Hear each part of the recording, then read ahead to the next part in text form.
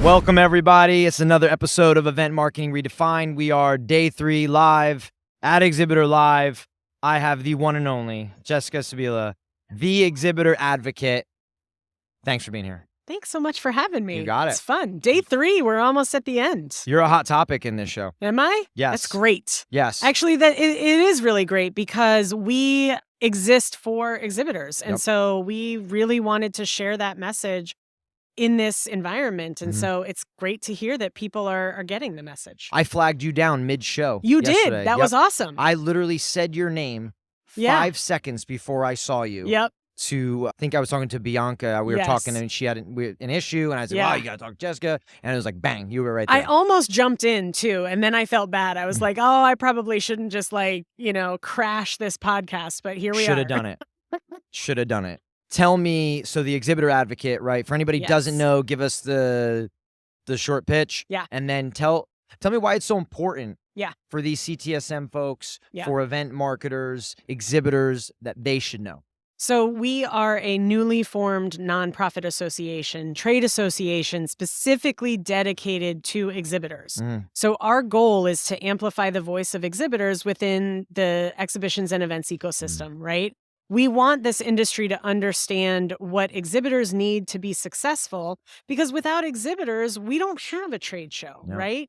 And so we need folks to exhibit marketers, right? It's funny because at this show, the exhibit marketers are the attendees, and then we're the exhibitors at other times. But at the end of the day, we need to make sure that exhibitors feel like they have a voice, that they have an opportunity to share their pain points with show organizers, general service contractors, and suppliers, and that we collaborate and come together to try to figure out how we address those pain points, how we provide value in this channel, and ensure that this is an irreplaceable part of the marketing mix. I mean, 7 years ago, I remember having conversations at EDPA, essentially, and saying like, man, like exhibitors, it's just complicated. They're so scattered. There's so many industries. There's so many of them, but they're all facing the same problems. That's right. They're all facing the same problems. They kind of, in a way, they get the shit end of the stick in so many manners. Yes. You know what I mean? Like and where do they go? Who do they go to? You know, talking with Jason Weddle, like he's even saying like a lot of the clients, they come back to them. They come back to me, us, and they're saying, hey, and then we're like, oh, well, we don't have control over everything. So it's giving them guidance on where they can go, what buttons to push, who to ask, because they should and they can throw their weight around a little more than they think sometimes. Yeah, and there are so many new people in our industry. This is a group of people that oftentimes are in a role where they're an exhibit marketer for maybe a couple of years, and then they move on to a different part of marketing. So, that they don't have the full depth of knowledge about the ins and outs, the kind of the what's behind the curtain of a trade show that maybe those of us that have been in the industry for 20 plus years know, right? So how do we help those folks understand exactly like you said? Who do you go to when you have a challenge? How do you address issues that you have? How do you do it in the right way? And how do you raise your voice, right? So the Exhibitor Advocate is a group of exhibitors. And we have members that are general service contractors and unions and show organizers. And we have been meeting for really the last 10 years, every month, talking about these issues in the industry, sharing ways to help each other. And we want to be able to do that for the industry as a whole. So to be able to help exhibitors understand that they can raise their voice, if they come together as a group, we can make a bigger impact in sharing those issues. And it really is about sustaining this industry. It's making sure that we all work. It's an ecosystem. It's an ecosystem. Right? And everybody plays their part. Yep. And we have to preserve it, per se. And not that it's dying or anything like that, but there are issues that need to be fixed. Yeah. They can't loiter. They can't linger. They need to be solved. And the exhibitors are a big piece of that. Yeah. You know? Show organizers have often looked at attendees as the primary audience of the ecosystem. And what we're saying is that without exhibitors, you don't have that show. You don't have that ecosystem. At a lot of them, you have to be able to look at both, right? Yep. We have to achieve the objectives of the attendee and the exhibitor if we're going to have a successful show. If you had like 500 CTSM people sitting in front of you, And I don't want to throw 500 because after the town hall yesterday with numbers, I don't want to get don't get in trouble. I don't want to get tripped up on numbers and saying the wrong thing. So that is a made up number. I don't know. I'm saying, but if you had hypothetically, Jessica, if you were sitting in front of 500 CTSM folks, yeah, what would you want them to know? What would you tell them? What kind of tools, Yeah. resources? Yeah. What do they need to know? Yeah. So the number one thing, you have a voice. You have power. I can't tell you how many folks we talk to that are, it's like, oh, well, this is just me. This is just my challenge. No, there are so many exhibitors that have the same challenge. If we band together, right, then we can really speak up and share those challenges in ways that will help us fix them, right? So we know that rising costs are the number one issue for exhibitors today. We know that access to data is really incredibly important. And we know that we need to collaborate with show organizers better. We need to find a way to create that channel for communication with our show organizers. So the Exhibitor Advocate is putting out a number of different resources and tools that will help exhibitors to do their job better, achieve success. The one that I'm most excited about today, we are launching an ROI calculator with our partner Explory. They are a data and insights partner out of the UK, and they are helping us to offer this ROI calculator to our members for free. Awesome. It's amazing. So as a member of the Exhibitor Advocate, you can go in and calculate the ROI on your show and then benchmark it against what other exhibitors are doing in the space. I've never seen anything like this before. I mean, what they're offering is incredible, and we're able to provide it to our members for free between now and the end of the year. So if you go to exhibitoradvocacy.com, become a member, and on our resources page, you'll see the ROI calculator. You'll see our labor survey that just went out where we talk about labor rates in 16 major U.S. cities. It'll help you budget better. These are all the resources and tools that exhibitors need to be able to do their job better. And we're just going to keep rolling this stuff out. I love that. I like that you said resource to do your job better, right?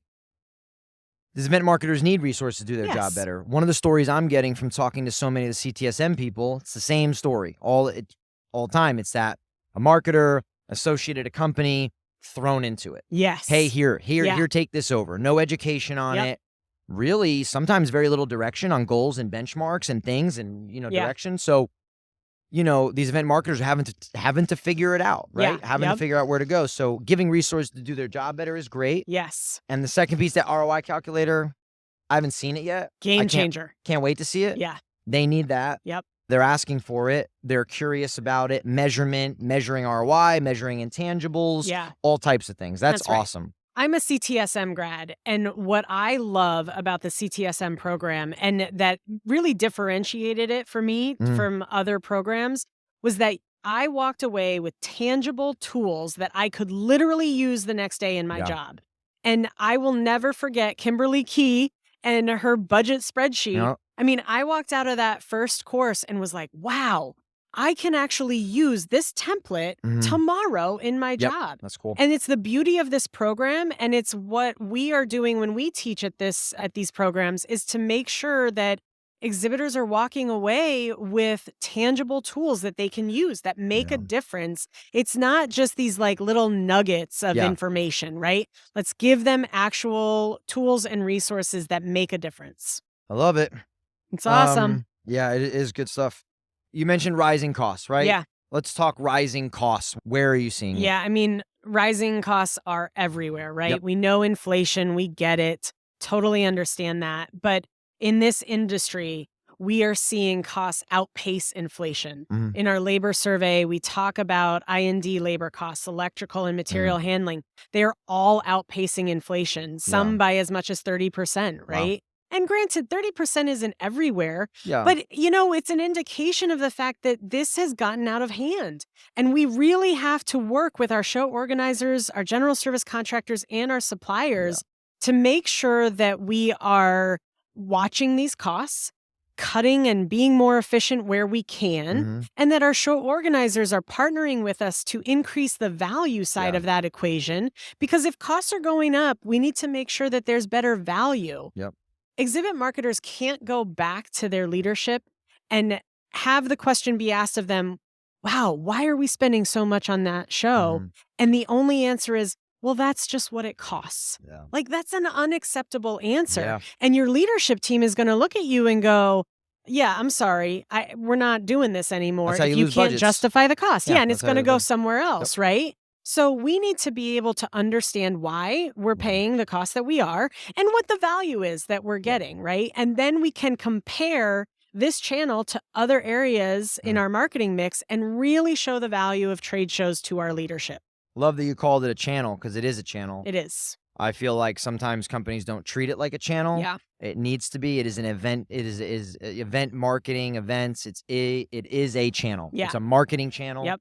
So it needs to be treated as such. And look, we know from the pandemic that this is an incredibly valuable channel. Yeah. People don't want to do virtual. It has a place, Mhm. but there is nothing that replaces in person. Yeah. The opportunity. I'm in the food and beverage natural product space, right? There is nothing that replaces the opportunity to taste Yep. that Smell, candy, touch, that cookie, that Mhm. kombucha, right? Yeah. And it is such a great opportunity to bring people together and be able to do that all at once. We know it's a valuable channel. And especially the event marketers, they're trying to justify that. They know it inherently, but we've got to be able to give them the data to prove that. What's being done to maybe slow down rising costs, to make changes? What kind of creativity is maybe coming down the pipe? Yeah, it's interesting. There are some really neat case studies that we've been looking at with the NAB Show Cares program, the way that they looked at changing the pricing model, and it has saved exhibitors a significant portion of their costs for the show. ConExpo and ConAg just did some great pricing changes with Edlin. We are so impressed with the way that they have modified their pricing structures so that it is more clear for exhibitors about what they're ordering, and it makes it more efficient. We're still waiting on the outcomes of that show, but so far, exhibitors are saying that they saw significant cost savings at that show. The cost savings for NAB Show Cares has been almost 40%. Wow. For some exhibitors, That's a right? big number, yeah. It changed, material handling costs changed, rigging costs changed, outlet electrical costs changed, and it makes an impact. So these shows are doing it really well, and we want other show organizers to understand what the pain points are for their exhibitors at their show and maybe consider how they might implement some of these practices as well. Had a woman named Claire on CTSM program, and she was talking about looking for new ways to sponsor events, right? Yeah. So like and she's like, well, they're just not being creative with what they're offering. So a lot of stale stuff, similar things. And I told her, I said, you should go and suggest, I'd like to sponsor this. Could I sponsor that? Could I do this? Could I do that? I said, get them thinking, because at the end of the day, those rising costs, they have to get creative with them. And then same thing with sponsorships and driving more. It's all about driving more value to these events. For everybody, attendee, exhibitor, everyone. And it really is collaboration, right?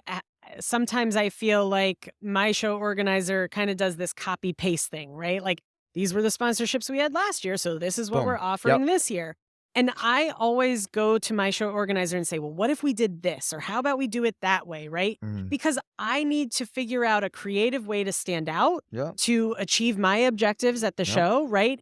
And when you have a show organizer that can meet you there and be creative with you, without, making it so expensive that it's just cost prohibitive to do something fun, then we both win, right? They're going to get my sponsorship dollars. I'm going to do something fun.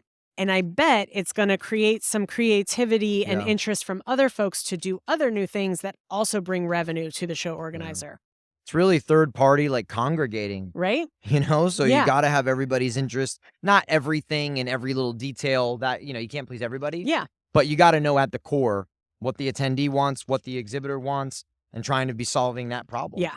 Yeah, we have to be innovative in this channel. Like, we cannot get stale. We can't do the same old things that we've always been doing. This is the moment. This is the opportunity to innovate, to implement best practices, and to really ensure that as new generations of business people that are more tech savvy, that are more creative maybe, right? that we are creating an outlet in this channel for that creativity to see it grow in the future. What can exhibitors do when they do have a problem, when they do have issues with costs, issues with communication, issues with anything at their shows? Yeah. Like what can they do? What's some simple things they can do? The number one thing they should do is go to their show organizer first. And it's probably not the person that they know. It's probably not the account rep, right? It's probably the operations person or the president of the association, something like that, right? But they need to find the right person in the show organizer and be able to share not only their challenges, right, but also some possible solutions. Yeah. We want to see collaboration, right? We want to see the opportunity for the exhibitor and the show organizer to share together where those pain points are, what my total spend is on my show, so the show organizer can understand how that money's moving around, right? Where the opportunities are, and the few key areas that they could focus on that would make an impact to exhibitors. At times, I feel like there's just too much mystery in trade shows, you know, and that's not comfortable for exhibitors and event marketers because they have to justify they have a boss, they have a CEO, they have, you know, and it's reduce the mystery, create more clarity, more specifics, simpler rules, right? Help me understand, what am I spending money on? When I order something, what am I getting? Yeah. What are the deadlines, right? I can't tell you how many times I've looked at a show kit and been unclear about whether or not I'm getting the discount. Like, is this, I'm ahead of the discount deadline, but I can't tell. I mean, we've got to make it easier for exhibitors to understand what they're doing in this ecosystem. Yeah. Sounds to me like a lot of stuff that you guys are doing is just pretty much all for exhibitors, all try to make their lives easier, their jobs easier, and give them a resource to kind of lean into. Yeah, but that comes with making sure that there's a partnership with the show organizers, the suppliers, the general service contractors, right? Because we cannot do this alone. Yeah. So, you know, I want to sit down with the IAEEs, the CISOs, the ESCAs, right? Yeah. And share those issues that we are experiencing and work together to figure out how we do this better as an industry, right? And look, this is the problem. There's not one easy fix. There's not one answer, right? It's a big machine. Because what works for one show doesn't work for another show. I mean, we were just talking about two case studies, NAB and ConAg ConExpo. They literally did exactly the opposite from each other with electrical pricing, but what was good for one show was totally opposite what was good for the other show, right? Yeah. But that's important to know. And so to be able to share that information with your show organizer, with your supplier, figure that out, it's important that we raise awareness holistically, but really look specifically at the changes that need to be made. I like that partnership, the collaboration, the idea that shows are all different. They're created differently. There's different audiences. There's different challenges. There's different programs. They're run differently. So, but the idea is that they all need to be looking on how to improve things. Yeah. And sort of firm up that ecosystem so everybody's getting what they need out of these shows. Yep. And evolve. Yep. You got to constantly be evolving. That's right. And kind of asking the questions. How do we evolve? Yeah. How do we make this better? Yep. And like I said, it's both sides of the equation, right? We've got to address rising costs, but we've also got to address value. Yeah. Right? If I'm going to pay more for a show, what additional value am I getting? It's got to be great. Yeah. You got to find that balance. How can people find you? How can exhibitors, event marketers, where and how do they find you? Yes. So exhibitoradvocacy.com. Okay. We are also on LinkedIn. The Exhibitor Advocate is our company page. You know, reach out to us on LinkedIn. Tell us what you need, right? Yeah. Tell us how we can help. And then sign up to become a member. Membership is free. There's no catch, right? Yeah. It is actually free. We are trying to bring people together. And so we want people to go to exhibitoradvocacy.com, sign up to become a member, and we'll start sharing how we work on these things together. I like how you're saying to send stuff in because the more examples you can get, the more situations you can encounter, the more you can figure out through your conversations and your advocacy how to fix those things. Exactly. Because the nuances and the details matter. It do. And everybody's having different experiences. Yep, they absolutely do. Awesome. Good. Jessica, thanks for sitting with me. Yeah, thanks so much for having me. This is awesome. You're doing great stuff here. Thank you. I appreciate that very much. Yeah.